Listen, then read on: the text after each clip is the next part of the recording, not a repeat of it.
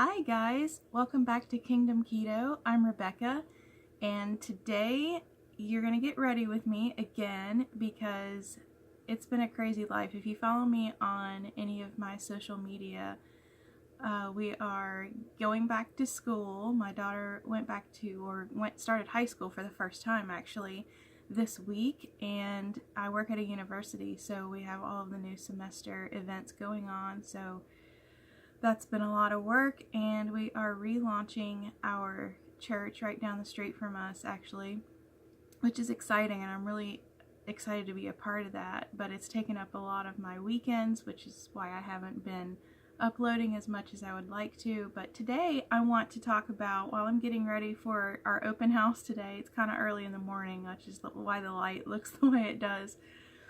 So while I'm getting ready for the day, this is really my only time to record, but I wanted to talk about how I got started in keto.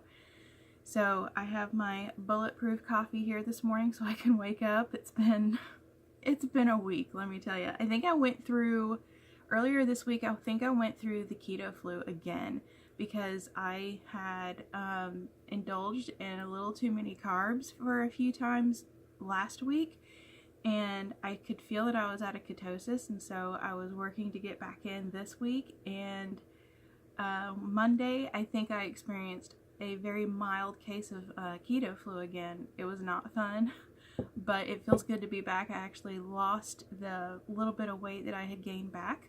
I lost it this week, so I'm glad to be back down to the original 44 that I had lost instead of 44 and oops weight that I took back on. Oh, I hate it. So today I'm going to get ready for the event and talk about how I got started in keto, because that's a common question when I'm coaching people is, how do you get started? So as I talk about that, I'm going to prime and spackle and put on my face for the day. Sounds wonderful, doesn't it? Alright, so how did I get started? Well, let me give you a little bit of backstory. I started feeling really awful when I would consume sugar. And that was if I ate potatoes, if I ate pasta, if I ate anything that was a straight up dessert. Afterward, I would just feel awful, and I don't know if that was a pre-diabetic symptom. I'm not sure what that was, but anytime I would eat something with usually with a lot of sugar in it, it would just make me feel kind of sick. So I think the Lord had been working on me anyway about looking for some help and researching what I could do and start being more proactive and active and things like that. So I felt that tugging in my spirit that I needed to make some changes, but I really didn't know what changes to make because, as you've heard me say before, I tried all of these diets before and nothing worked. And that was because those diets were still incorporating the carbs that I didn't realize were straight up sugar, like pasta and potatoes and certain beans that I would eat. And there are a lot of vegetables and fruits. I love fruit, so I'd eat a lot of fruit thinking it was healthy. It was just feeding the sugar craving. So that wasn't helping, and I didn't understand keto, or I didn't understand sugar at the molecular level in the body, so that's why I was still making all those mistakes. That's why I wasn't losing any weight. So when I felt that tugging in my spirit that I needed to change something, I knew God was talking to me, but I didn't know where to even start. So when I started researching what people are doing that is successful and is keeping it off, all of my searches on the internet and Google and on YouTube kept bringing me back to the ketogenic diet, and I would see these before and afters, and I would be skeptical, and I would keep researching it more. I'm going to look in this mirror more often now because I'm putting stuff on. So I would keep researching this ketogenic diet, and like I said before, I watched the video that kind of broke it down scientifically of how the ketogenic diet is supposed to work and all of those things. So I was researching and reading all of these things, but still living my normal lifestyle, because I just wasn't sure. I didn't want to make that leap yet. And when you start cutting out all of your comfort food, or considering cutting out all of your comfort food, it's a scary thing, because I love pasta and I love to bake and I love to have baked goods around the house and enjoy them with the kids and have them with coffee in the morning with Jason. So I was scared to make that leap, because I felt like it was ending a big part of my life, and it is ending a big part of your life. It's ending a part of your life that isn't working for you and isn't healthy for you. And I was seeing it as, but that's my comfort. So, like I mentioned before, the Lord really had to work on me about that. He's like, well, I thought I was your comfort. Ouch. You know, you really have to start reanalyzing, where are you getting those emotional crutches and helps and things like that. I'm sorry, I have allergies. Once in a while, my nose acts like a faucet, so I have to catch it. But so I started preparing spiritually for this thing that I was about to do that was so scary, and kept researching and seeing how all of these people are able to adopt this incredible lifestyle and maintain it. And I knew there was something there worth considering when people were able to keep it off for years and years, and they felt good, and all they could say was positive things about it. So, like I told you before, I gave it a 2-week period because that felt less intense, less scary, less a commitment. And I decided 2 weeks was a good enough time to give something time to work. Well, before that, Jason and I had gone on a little camping trip, just the two of us, because we're raising millennials. They don't like being outside, apparently. So we're like, okay, well, we got to get away. We're working hard lately and we're exhausted. We got to get away. So we planned a little camping trip, just the two of us, and we went to Hillsborough River State Park, and we packed up our normal camp things. We took s'mores, we took Oreos, we took popcorn, we took all kind of things that had a ton of carbs and starch in it. And I was aware of keto, but I hadn't jumped in yet. So we went on this camping trip and we took all of this stuff. And, you know, in the past I had been able to eat 2 or 3 Oreos at the campfire and, and I would be fine. Well, I ate a couple of Oreos after we had our dinner, and I felt so sick to my stomach. Like, I didn't feel nauseous, but I just felt like crampy and very uncomfortable, and I didn't have a good mood anymore. I just wanted to lay down. And here we are on this trip trying to have fun, and I'm feeling sick as a dog, and I don't understand why. So later on, you know, that eventually passed, and we were going to watch some movies on my laptop because I had taken that. And I made popcorn because sugar does that. It'll betray you, and then it'll tell you later, oh, we're hungry, we'd actually like some more. So I made popcorn, and as we were watching the movie and I'm eating popcorn, I'm like, oh, why am I feeling so sick again? So I stopped eating the popcorn, and I was frustrated, and because that's all I had brought was, you know, chips and junk food and things that aren't good for you to snack on, because that's what you do on a trip. That's what you do on vacation. That was the culture, right? So I was frustrated because I thought about all of the things that I brought, and I was like, you know, anything that I eat is making me feel sick, and this isn't a fun trip at all. I kind of don't want to be here anymore. I had no energy. I wanted to go hiking at some point. Never got the energy to do that. So, I started analyzing closer. Okay, what do I need to do? Like, maybe I should do this keto thing. And then I thought about all of the food that we brought, and I was like, if we did keto, we could not eat any of this stuff on a camping trip ever again. So that made me reevaluate the whole camping thing and packing food and what you should eat and what's going to provide energy and what isn't and what makes you feel sick and what doesn't.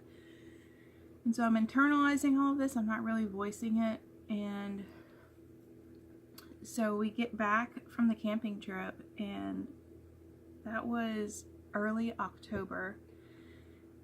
About no, it wasn't. It was late October.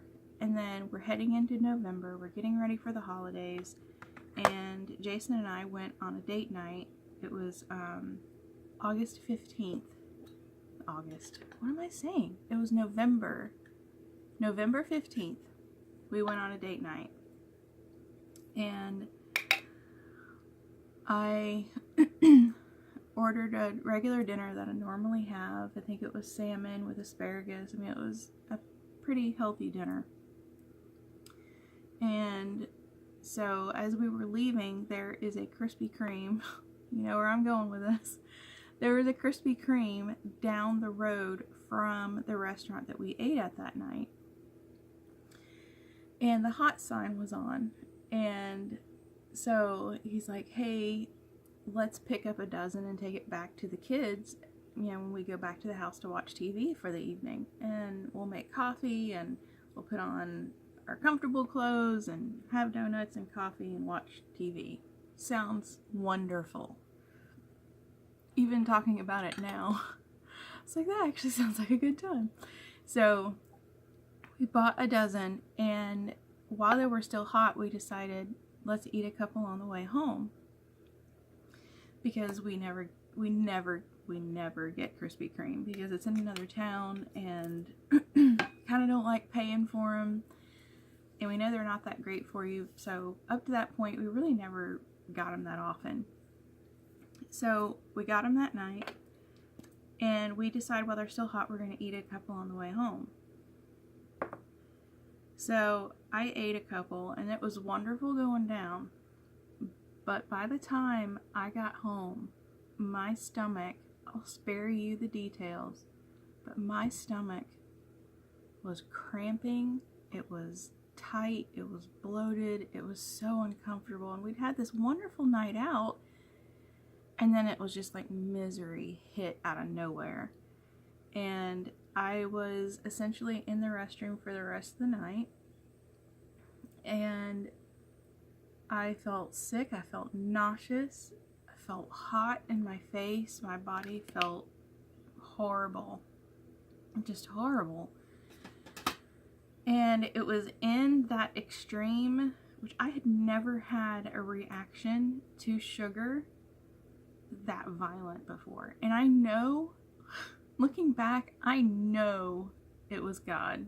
I know. There's no doubt in my mind He caused that crazy reaction to get a hold of me because I wasn't moving forward on what He was calling me to do.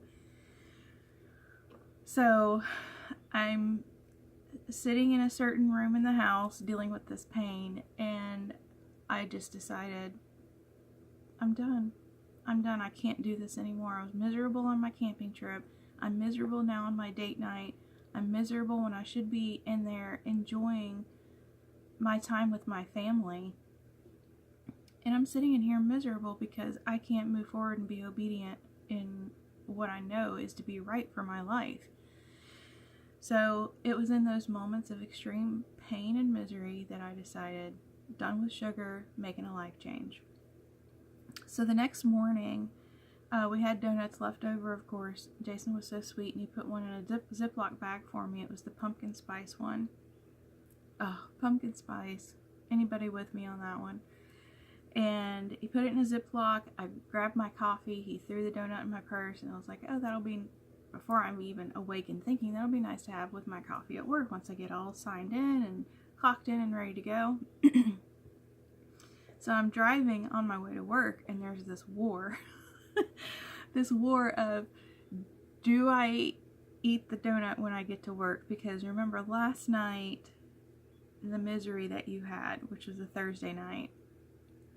And yeah, it was a Thursday night. If I said Friday night before, I was wrong. It was a Thursday night because the next day I still had work, and I remember specifically that donut being in my purse and talking to me the whole way to work. And so I was warring with myself, do I continue with that decision that I made last night, or am I going to go back on my word and give in one more time? So I made the decision to put the donut in my drawer and not even look at it. I didn't know what was going to happen the rest of the day, but for right then, I was like, I'm not going to do this. I'm going to keep the commitment that I made. I don't want to feel miserable. I'm going to pretend like it's not here and pray about this. So I did, and man, it called to me all morning. I kept drinking my coffee so I would have something in my stomach.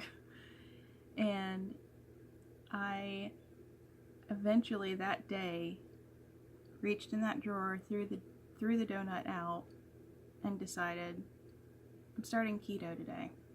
Not doing it. And that was a small move. I mean, thinking about it, talking about it, that's a small move. Throwing away a donut, right? That's not that groundbreaking, but it was. To somebody who's addicted to sugar, when you do that, that is groundbreaking, because you are making a decision to change the rest of your life. And I felt like in that moment, even though it's a small gesture, a small move, it's a small step, that's how big journeys start, is in small steps. So I made that small step, I made that commitment. I decided I'm going to give this 2 weeks and we'll see what happens. So when I got started from that point, that was the first small step. The more I researched keto, the more I realized that I do make essentially keto meals for my family to eat every night. If I just leave out the rice, if I just leave out that one ingredient or that one side that is carbs. So I would go home and I would make dinner the way I normally would, because nobody else was doing keto at the time in my household. I would make dinner the way I normally would. I just wouldn't eat the carbs. Like everybody else can have them. It's part of the meal. I didn't have any problem making it. I wasn't tempted by it. Sometimes I was, but when you've made a commitment, I mean, at least for me, when I put my word down on something, it means a lot. And so I felt that commitment heavily, and I was like, even though I'm sometimes tempted by potatoes or Texas toast or whatever it may be in a meal, I'm going to give this full 2 weeks. Like, I'm not cheating. I really want to see how this works. So I would make dinners for the family, and when I made my plate, I would just eat the fat part. So if I made hamburger steaks, I would put hamburger steak on my plate. If I made broccoli, I would put broccoli on my plate, and I would put cheese on my broccoli. Or I would add some avocado. So you can get started without having to turn your life and your household upside down, because if I had just jumped straight into keto and made everybody start eating keto with me, there would have been a revolt of major proportions in my house. So I didn't want to do that. I wanted keto to be something that eventually everyone would embrace, possibly, maybe, if it worked. So I didn't want to impose my new lifestyle on other people. I didn't want to be obnoxious about it. Please don't be obnoxious about your new lifestyle. I meet so many people that are that way, and it really turned me off from, Weight Watchers and some of those things where I'm like, yeah, I don't need you to sit there and tell me how many points I'm eating. I really don't. And to me, that was just, it was off-putting.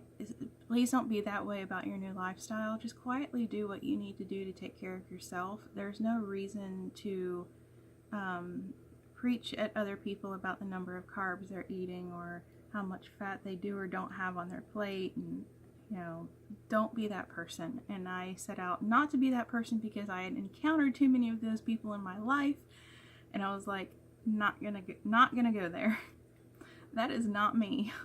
So I didn't want to do that to my family. I just made dinners the way I normally did, excluded the carbs, kept the fat, and when I did that for 2 weeks, at the end of 2 weeks, I had lost 14 pounds. And that's when I knew I had found my answer. I included the bulletproof coffee, which I'm happily drinking this morning, which helped me do the intermittent fasting. So from the night before, I would have my dinner and I would try to eat pretty early in the evening, and then I wouldn't eat again until lunch the next day. I would only have bulletproof coffee in the morning in between that time. And some people don't call that fasting because you're still consuming calories and fat, but it's the fat that you're ingesting at that point that's turning on the ketosis in your body. If you're only giving it fat, then you're sending it the message, I'm just wanting to burn fat today. And so that's what I would do. I'd have a bulletproof coffee, and I would fast until lunch. Sometimes I wasn't even hungry for lunch, so I wouldn't eat lunch. So only eat when you're hungry. I would walk down to the cafeteria at lunch. If I wasn't hungry, I wouldn't eat anything. If I was moderately hungry, then I would get some avocado off of the salad bar, or I would get one little hamburger patty and just have that. So I was able to modify at work. I was able to modify when I would go through a drive-through.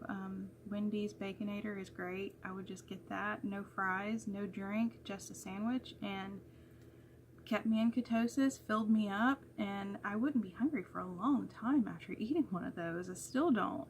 So those are the things that you can do to get started. And it doesn't have to flip your life completely upside down and disrupt all of your relationships and disrupt all of your plans and all of your goals. It's actually a lifestyle that you can fit very easily into what you're already doing. You just leave out the carbs. It's that simple. When you sit down to a meal, you identify where the carbs are and you don't consume them. You put them on someone else's plate who isn't doing keto, or you don't order it. If it's a temptation, get it away from you and just eat the fats and the moderate protein and those kind of things that are on your plate. And it's really, really that simple. It doesn't have to be this big elaborate scheme. Now, as you get further into keto and you're like, my family is now kind of partially doing it with me. My husband's all in, but my kids are kids, and I've not forced that lifestyle on them either. My son does a little bit of intermittent fasting and trying to keep it low carb, but he isn't fully committed to it, which is fine. He still has a good metabolism. I don't. But it doesn't have to disrupt your life fully. You can ease into it, but as you get further into the ketogenic diet and you start shopping according to your goals, eating according to your goals, and you start learning where the hidden carbs are and how to make a good clean ketogenic balanced meal, you're on your way. I mean, that weight is going to fall off like that. You're going to love it. Incorporate a little bit of exercise here and there. Go walking. It doesn't have to be strenuous exercise. It doesn't have to be super stressful on your joints or anything. That's punitive, and I don't want you to do that. Just go walking, go to the mall, go volunteer somewhere. And when you do go to the gym, do weight-bearing exercises, because the more you build that muscle, when you're in ketosis, that muscle will burn the surrounding fat. So that's essentially how I got started. I managed to get through Thanksgiving without going off of keto too much. I still was able to lose weight. I got through Christmas without eating a Christmas cookie. I made Christmas cookies, but I did not partake in them because I had a goal. I wanted to be in smaller pants. I wanted to look better. I wanted to feel better. I wanted to be better. So when you are serious about your goals, it doesn't matter what your responsibilities are. It doesn't matter the traditions, the culture, it doesn't matter. The job, when you are focused on a goal, it doesn't matter what happens, you will get to the end of it. You will find your spot, your sweet spot, and you will get there. You just got to be focused, you got to be committed. You have to know what it is, write it down, make a commitment, put a date on it. Well, it's about time for me to go. We've got to be up at that church in a little bit to set up some bounce houses and get some hot dogs grilling. It was so fun hanging out with you today. I'm going to put a hat on and grab the rest of my coffee and head down to the open house. I pray that we have lots of people come to church on Sunday. We want to build this church, make it a great community. So pray with me on that, if you will. And if you want, leave your prayer request down below for me. I love praying for people, and actually I do pray for my subscribers. I pray for each and every one of you that are trying to do this keto thing. I know it's hard, you got holidays coming up soon, but you can do it. And if you don't want to talk about what your prayer request is, just put unspoken below. God knows what it is. I'll just lift your name up to Him and He'll take care of you. Thank you for being with me today. Please like and subscribe if this content was helpful to you. And if you have questions about keto, leave those down below too. I'll be happy to answer them. Alright guys, have a good day. Bye.